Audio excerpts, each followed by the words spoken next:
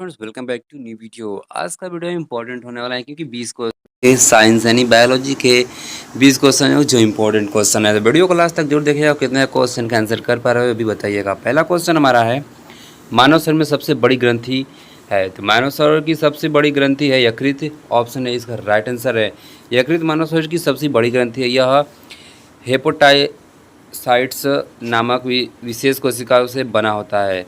हेपोटोसाइट्स नामक विशेष कोशिकाओं से बना होता है। अगला क्वेश्चन हमारा है, मानव शरीर की सबसे कठोर वस्तु कौन सी है। तो मानव शरीर की सबसे कठोर वस्तु दांत की इनेमल है। ऑप्शन सी इसका राइट आंसर है। दांत का बाहरी आवरण इनेमल सबसे कठोर होता है क्योंकि इसमें कैल्शियम और फास्फेट अधिक होता है। अगला क्वेश्चन हमारा है, किस हार्मोन को स्ट्रेस हार्मोन कहा जाता है। तो राइट आंसर हमारा होगा एड्रेनालिन। एड्रेनालिन हार्मोन तनाव की स्थिति में शरीर को सतर्क करता है और इसमें फाइट हार्मोन भी कहा जाता है। अगला क्वेश्चन है, एंटीबॉडीज़ किसके द्वारा बनती है। तो एंटीबॉडीज़ बनती हैं श्वेत रक्त कोशिका यानी WBC के द्वारा बनती है। इसका राइट आंसर ऑप्शन बी होगा। श्वेत रक्त कोशिकाएं शरीर को रोगजनक से बचाने के लिए एंटीबॉडी बनाती है, WBC वाइट ब्लड सेल्स। अगला क्वेश्चन है, मलेरिया रोग किसके कारण होता है। तो मलेरिया रोग होता है प्रोटोजोआ के कारण। इसमें प्लाज्मोडियम नहीं है, तो इसका राइट आंसर होगा प्रोटोजोआ। मलेरिया प्लाज्मोडियम नामक परजीवी होता है जो एक मादा एनोफिलीज मच्छर द्वारा फैलता है। मलेरिया का कारक जीव प्रोटोजोआ है। अगला क्वेश्चन है, मानव शरीर में कितने प्रकार के रक्त समूह पाए जाते हैं। तो रक्त समूह कितने प्रकार पाए जाते हैं। तो ऑप्शन इसका राइट होगा 4 प्रकार के रक्त समूह पाए जाते हैं, ए बी और ओ। और RH फैक्टर के अनुसार ये RH+ या RH- हो सकते हैं। तो राइट आंसर हमारा होगा 4। और अपना ब्लड ग्रुप कमेंट करके जरूर बताइएगा। HIV वायरस शरीर में किसको प्रभावित करता है।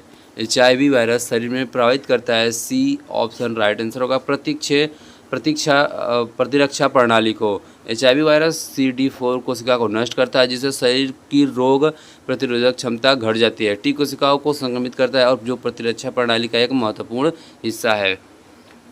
अगला क्वेश्चन है, मनुष्य के सामान्य शरीर का तापमान कितना होता है। तो राइट आंसर हमारा होगा 98.6 फ़ारेनहाइट होता है। ऑप्शन बी बिल्कुल राइट आंसर होगा।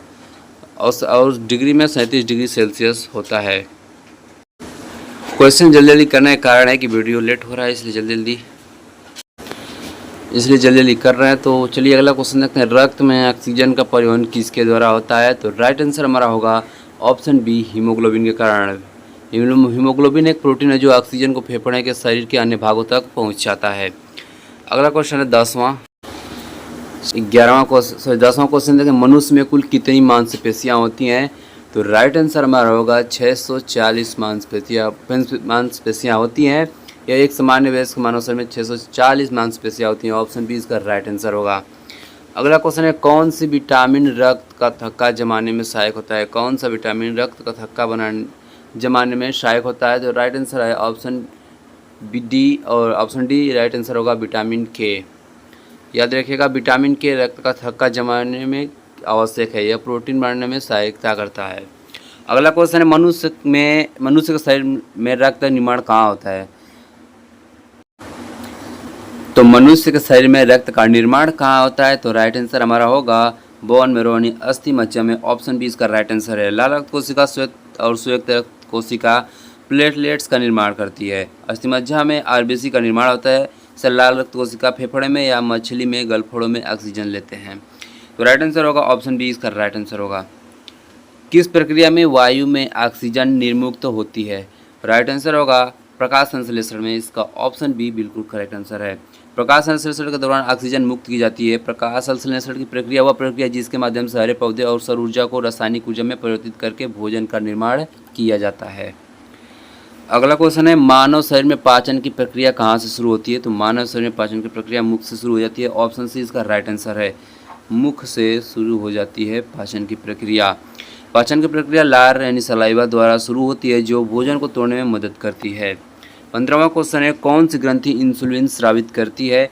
तो इसका राइट आंसर हमारा होगा ऑप्शन बी आग्नाशय। आग्नाशय में स्थित बीटा कोशिका इंसुलिन नामक हार्मोन स्रावित करती है।